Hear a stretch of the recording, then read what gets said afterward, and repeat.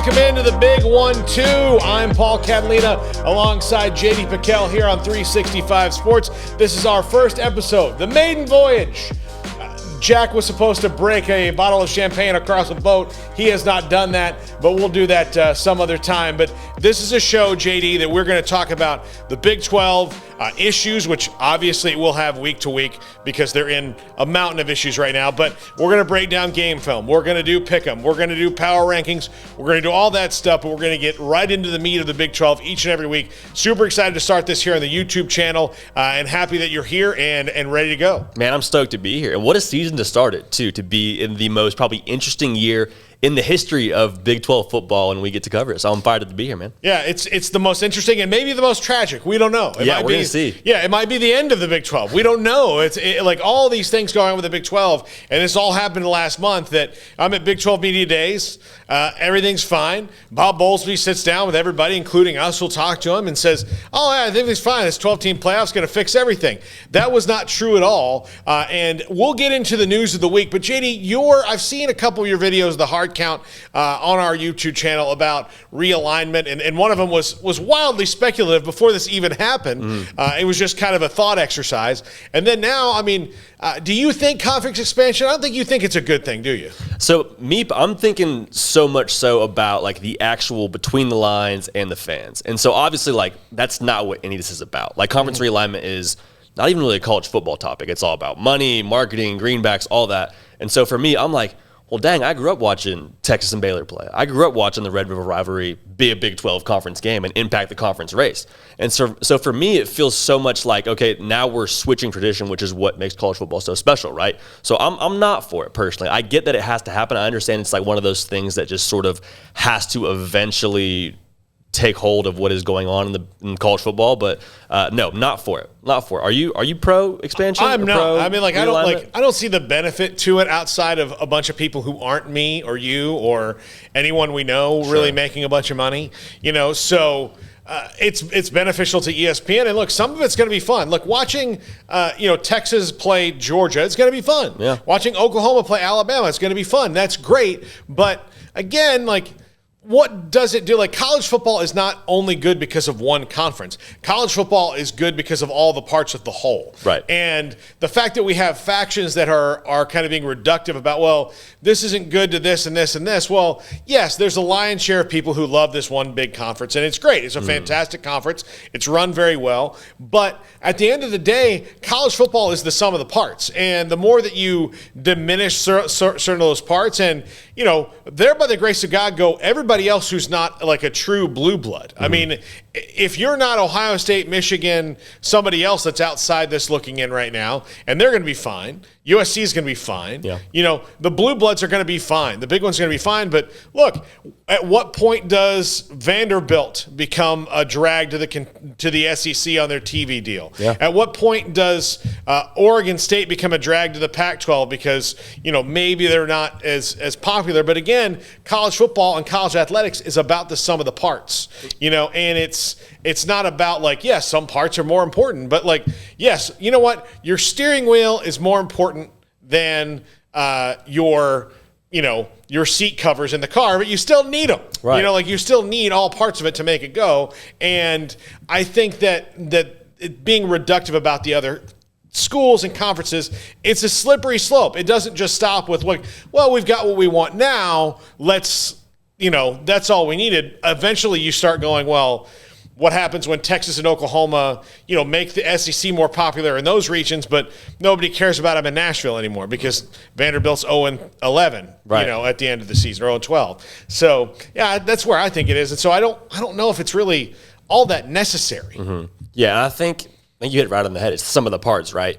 And that's what makes college football fun is because I can go to SMU and my game can matter week in and week out. I don't want it to be where there's only 30 teams in the entire country that matter. The fun part is SMU's got a game today, and it matters in the scope of their national college football prowess. And so when you make it just a super league, it's like, okay, well, we're not really worried about SMU as much anymore. We're worried about the SEC, and that's pretty much it. Well, and you know what? Like, if I want to watch the NFL, that's what Sundays are for. Yeah. I mean, that's why I watch the NFL. Like, trying to make two NFLs has never worked for anyone. Yeah. It's never worked. So I don't understand what the, like, I get that, like, in the short term, ESPN, the SEC, all these people are trying to make money. But money it's not consistent. Like, the NFL, even though, like, they're a big machine, like, stop trying to copy their business model. Right. You can't. Like, they're them. You're different. Things are changing in college football and college athletics with NIL and the transfer portal and all these things that have been different. And that's all led to this here. But at the end of it, like, college, like, the reason we like it is because it's what it is. Yep. Could it be better? Sure. Let's make the things that aren't good better, but leave the things that work alone. Yep. And I think that's the problem with college football right now is everybody's trying to reinvent it. And it doesn't need to be reinvented. It just needs to be improved. Yeah. And I mean, there's a reason why there are NFL people and college football people in terms of fans, right? Like, you get the question all the time, you like NFL or you like college better? And the answer when you like college is always something against, like, the NFL's too much of a business, it's too much of a cash cow. And the college is for the love of the game. It's just those guys. And now we're seeing paying players with the NIL, and we're seeing essentially big business with the SEC. So I think you hit it right on the head. SEC college football is becoming the NFL, which is, like, I think going to ultimately impact their fan base. Yeah, I mean, probably not the SEC's fan base. Right, yeah. But college football. Like, I don't think anything can change the SEC's fan base is going to enjoy this run and all the attention. But the rest of the fan base is going to be like, well, so what do we get now? Yeah. Well, what's our thing? So I think that's really interesting. And look, if you're, a graduate of a school or a fan of a school who's going to be all right no matter what happens, then this is fine. But if you're in a school that, maybe not, then that's a little nerve-wracking. Yeah. So, and look, and this comes on the heels of the news this week that the Big Ten, the Pac-12, and the ACC have had this kind of alliance meeting, and they're talking about that. The Big 12, out of that. They're out of that right now. Not to say that they couldn't get in it, but if that happens, then the Big 12 options, dwindle down. I don't know why they wouldn't include the Big 12 in this because, again, if the sum of the parts are greater, but it does seem like, again, these conferences are kind of reducing the Big 12 out of it. And to me, I think you're missing, maybe not huge marketing opportunities, but at least a good chunk of one to have them in your alliance against the big bad SEC. Yeah, and you would think at least the big markets like TCU. I mean, TCU is Dallas-Fort Worth. I mean, it's not the behemoth that Michigan is in terms of viewership, but you would still think those chips would matter. And that's what it feels like it comes down to is brands. And the Big 12 has two chips, being Oklahoma State and TCU, in terms of viewership that are in the top 25. And everyone else is like, I mean, you're good on the field, but what do you bring me financially? And so that's just tough because it just feels like the Big 12 is getting iced out because they don't have as much viewership. Yeah, but I mean, they kind of do. Like if you, Which is the 8 of them though. Yeah, but they kind of have enough. Like they're like. But if you look at that top 25 list, and we had the Zach Miller, the guy who wrote that, who broke that down on the show the other day. If you break it down, like there's not much difference between like once you get out of the top like 7 or 8, like the difference between like 11 to 28 is not that big, and 28 to 50 is not that big, and it's still people. Like it's still everybody's money's green. Yeah. So I don't understand why you're not trying to be way more inclusive as opposed to, exclusionary with these conferences. I don't really get the whole point of it. Because at first we were hearing, okay, Pac-12, Big 12 are going to team up. Bob Bowlesby's talking to the Pac-12's commissioner, and they're going to find a way to do a merger, a scheduling alliance. And now they're like, okay, well, actually the Pac-12 is talking to the ACC and the Big Ten. So I'm thinking that meeting can't have gone very well. I'm thinking that meeting must have just not gone well at all if you're Bob Bowlesby. Because, I mean, the pressure is on him, right? I mean, you have to go and be proactive, and that's what everybody among different Big 12 conference fan bases that are remaining, at least, that I've heard of, have been saying, we want Bob Bowlesby to step up and do something here. Like, go defend your conference. Go get other teams. Do something. And it feels like he must have kind of struck out. No, look, I can tell you pros and cons on Bob Bowlesby. Sure. Now, I think, especially after what we've learned over the time here of, like, after the Texas Senate hearing and all those different things, that Bob Bowlesby was doing what he thought was best with the conference as it stood. And he was in the dark about what was going on, as everyone was, about Texas and OU. Now, that's kind of inexcusable. Sure. In that, like, you're the commissioner of the conference, you should have a better, grasp on things. But when you have Texas and Oklahoma, who every time you've tried to improve the league has, thrown a wrench in that machine, that's a problem. So I don't part of me thinks that the Big 12 will operate better, especially if they wind up having to go get, UCF or, Memphis or Cincinnati or somebody like that and like growing their conference back up without Texas and Oklahoma, because Texas and Oklahoma are the ones who had no vision in the first place when it came to it. At least no vision for the Big 12. They've been trying to figure out maybe how to get out for years now. Yeah. And Texas's problem for the longest time has been, look, we're not getting rid of the Longhorn Network, so they weren't attractive to another conference.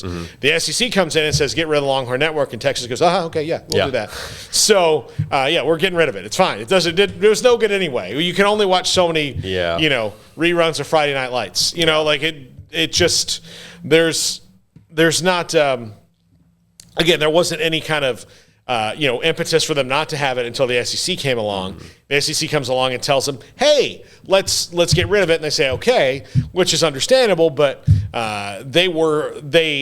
that network essentially broke the conference. Yeah. And now that like they don't even care about it. Like it's okay, whatever. Yeah. And so they're moving on. So I do think that like to the end of like Bob Bowlesby could be a good conference commissioner if you have the two biggest members that are constantly just throwing rocks at you. Like it's hard to do your job. Yeah. So I don't know. Like I do think at the end of this, Bob Bowlesby may not be the commissioner of the Big 12, but I don't know if judging his performance is completely fair when the biggest, especially the biggest two institutions that you're in your conference work behind the scenes against you at every turn. And then when you ask them what you can do, they're like, nothing, everything's fine. Let's do this. Yeah. It seems like they made their mind up a long time ago. Okay, you're not going to give up to our demands exactly, which even, they had ceded quite a few demands. Bob Bowlesby kind of like catered to them to keep them happy because they were, paying rent, honestly. They were paying a lot of people's bills.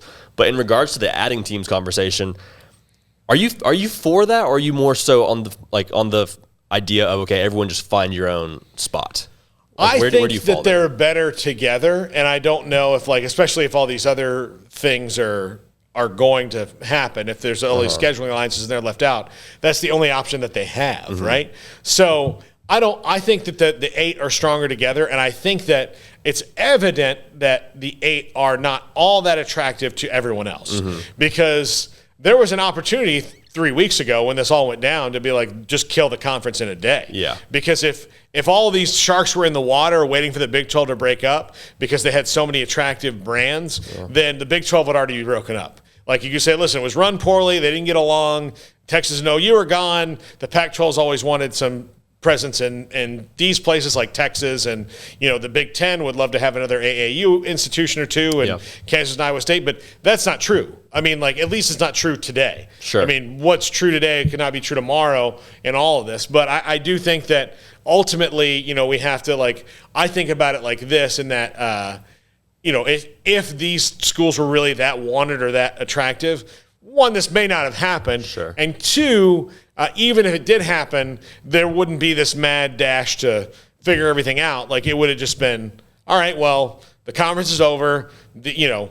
West Virginia, ACC, go to the just plug them in, and now you've got 16 football members or whatever. Add somebody else, and it's not that cut and dry. So I think therein lies the problem, is that these teams are kind of without a country right now because, they were held together by Texas and OU. Yeah, and the fact that it's held water for so long, I think, does kind of point to the fact that, okay, maybe there's some desire to stay together. Maybe they are strong enough to stay together. My fear, and I can't help but view this as a fan, so my fear is, okay, you add, let's say, UCF, Memphis, and some other group of 5 schools. I worry about the perception of the Big 12 then being there's the Power 4 and then there's the Big 12. Well, as long as they have a charter, they're a Power 5 team. So as long as they can stay together, they're a Power 5 league. I think they can make it. And the thing is, they have to be judicious about who they add.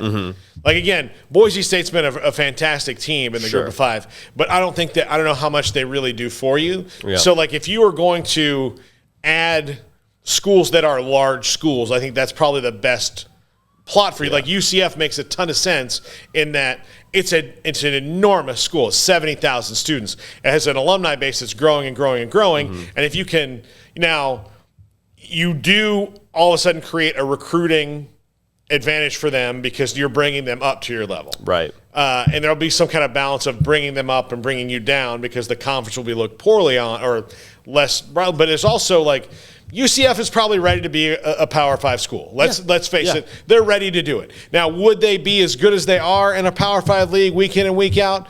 Not if they're in the SEC or the ACC, but like in the Big 12 right now, if Texas and OU leave, especially Oklahoma leaves, there's only a couple schools that'll probably, put a real scare into them week in and week out. Yeah. And so Cincinnati, probably ready to be a Power 5 school. Now, are they going to be a great Power 5 school? No, but like, not everybody is a great Power 5 school. Again, it's about the sum of the parts. Memphis has been good. Like, they're good. They're probably ready to be a Power 5 school. So you can bring some of these teams up, keep the, and do that. I think that is probably their best option right now. Of course, there could be options that we don't know about, or maybe they do get invited to this big alliance and it works out for them. But they weren't invited on the first day, and so they have to prove their worth. So, again, this issue is way more complicated than I think any of us ever understand on a day-to-day basis, because I think a lot of fans, a lot of people watching this show want to be like, look, it's easy. Put these 4 teams here and these 3 teams here and this team goes here. Right. All right. I mean, like, so the thing is, if that was really possible or really what the other leagues wanted, it would happen. Right. Yeah, So- there's enough firepower to get it done. And I think also nobody really knows anything behind the people behind those doors. Like we're reading stuff, we're analyzing it. There's a lot of things, like there's a lot of pieces that fit into the puzzle, but at the end of the day, like we're just all kind of along for the ride. And so it's fun to kick back and it's fun to, I guess, discuss where the pieces do fit. And to your point about adding UCF and adding Memphis and Cincinnati, you definitely play the long game with those brands. Yeah. Like eventually Cincinnati maybe becomes, I don't want to say blue blood, but they become more of a national power. UCF has a potential to be a national power, but I mean at this point we're all just out to sea trying to catch a life rabbit, it feels like. Yeah, and the thing is, I'm the Big 12. I'm trying to add, because streaming is going to change all this. Yeah. I'm trying to add fan bases that I don't have a lot of people, because things are going to start getting the thing about streaming that's great, and you're watching us on YouTube, and thank you for that. Yeah. But it's hyper specific. Yeah. So like streaming gets hyper specific. I picked this because I like this. So I would get, if you're going to get specific, like I would get big alumni bases that can help me, make my hyper specific streaming more relevant. Yeah. So and again, those deals that's why the Big 12 and all these, they need to get Amazon and Peacock and whoever else. Absolutely. Notre Dame has a game on Peacock this year, I think all their games are on Peacock. but I have one that's like exclusively Okay. to Peacock. I think they're playing UConn. I think it's UConn on Peacock. So it's a game they're probably going to win by 35 or more points. Might be low streaming for Peacock on that day. But if Notre Dame fans sign up for Peacock just to watch that game, and I think part of this is like, okay, I'm going to sign up for the $5.99 plan on Peacock so I can watch Notre Dame. Half the people will remember that after like it works or doesn't work, and then they'll cancel it. But the other half won't. And then that's $6 a month from all these people who signed up. Then you don't remember, and you get a charge on your debit card for $6 a month, and you're like, oh, well, Yeah. I can't remember why I did that. Yeah. But you have Peacock now, and they're getting their $6. And that's like almost as big a player as all the schools and the ADs. Is like the networks and the streaming services. Like, who's to say Amazon doesn't come in here and the midnight hour and just make a big play and change the entire realignment game? Yeah. Like, who's to say they don't just play the trump card and that's who sets the course for the rest of college football conference realignment? Yeah, they've been only dipping their toes in the water of sports. They haven't gone full in yet. So, let's see how valuable they feel college football is for them. All right, we're taking a break here. In our next segment, we're going to break down the actual nuts and bolts of the Big 12 on the field, who we think are going to be the best teams, where they're going to fall this year, how the league is going to play out, who we're concerned about it. This is the Big 1-2 on 365 Sports. I'm Paul Catalina. He's JD Pickell. We'll see you in a minute.